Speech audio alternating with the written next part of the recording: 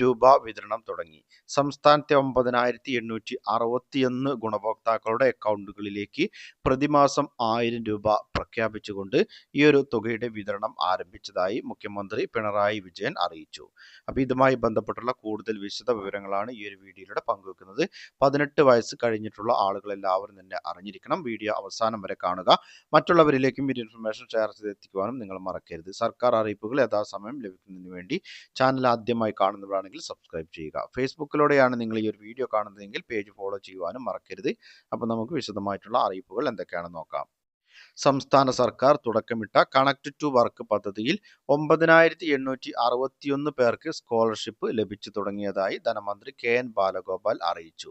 പിണറായി വിജയൻ ഉദ്ഘാടനം നിർവഹിച്ചതിന്റെ തൊട്ടടുത്ത ദിവസം തന്നെ അപേക്ഷകരിൽ അർഹരായിട്ടുള്ള 1000 പേർക്ക് സ്കോളർഷിപ്പ് അനുവദിച്ചു. എല്ലാവർക്കും പ്രതിമാസ ഗഡുവായ 1000 രൂപ വീതം അപേക്ഷകരുടെ ബാങ്ക് അക്കൗണ്ടുകളിലേക്ക് നേരിട്ട് ക്രെഡിറ്റ് ചെയ്തു. 9,861 പേരുടെ ബാങ്ക് അക്കൗണ്ടുകളിലേക്കാണ് ഈ ഒരു തുക നിലവിൽ എത്തിയിട്ടുള്ളത്.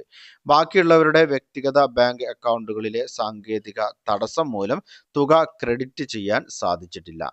ഈ ഒരു തടസ്സം പരിഹരിക്കുന്ന മുറയ്ക്ക് ഈ ഒരു അക്കൗണ്ടുകളിലേക്കും ഈ ഒരു തുക എത്തിച്ചേരുന്നതാണ്. പഠനം കഴിഞ്ഞ് തൊഴിലിനായി തയ്യാറെടുക്കുന്നവരും നൈപുണ്യ പരിശീലനം നേടുന്നവരുമായ യുവജനങ്ങൾക്ക് തടസ്സമില്ലാതെ തങ്ങളുടെ ശ്രമം തുടരുന്നതിന് സാമ്പത്തിക സഹായം ഉറപ്പാക്കാനാണ് കണക്ട് ടു വർക്ക് പദ്ധതി സംസ്ഥാന സർക്കാർ ആവിഷ്കരിച്ചത്. കുടുംബ വാർഷിക വരുമാനം 5 ലക്ഷം രൂപയിൽ കവിയാത്ത കുടുംബങ്ങളിലെ യുവതി യുവാക്കൾക്ക് പദ്ധതിയിൽ സ്കോളർഷിപ്പ് അനുവദിക്കുന്നുണ്ട്.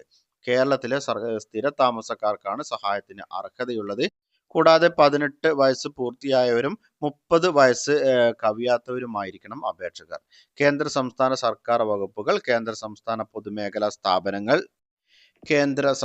പൊതുമേഖലാ സ്ഥാപനങ്ങളുടെ അനുബന്ധ സ്ഥാപനങ്ങൾ, രാജ്യത്തെ അംഗീകൃത സർവകലാശാലകൾ അല്ലെങ്കിൽ ഡിംസ് സർവകലാശാലകൾ, നിലവിൽ പ്രവർത്തിച്ചു വരുന്ന അംഗീകൃത സ്വകാര്യ സ്ഥാപനങ്ങൾ എന്നിവിടങ്ങളിൽ നൈപുണ്യ പരിശീലനം നടത്തുന്നവരോ UPSC, സംസ്ഥാന PSC സർവീസ് സെലക്ഷൻ ബോർഡ്, കര, നാവിക, വ്യോമസേന, ബാങ്ക്, റെയിൽവേ, മറ്റ് കേന്ദ്ര സംസ്ഥാന പൊതുമേഖലാ റിക്രൂട്ട്മെന്റ് ഏജൻസികളോ നടത്തുന്ന മത്സര പരീക്ഷകൾക്ക് അപേക്ഷ സമർപ്പിച്ച് മത്സരം പരീക്ഷകൾക്ക് തയ്യാറെടുക്കുന്നവരോ ആയിരിക്കണം അപേക്ഷകർ.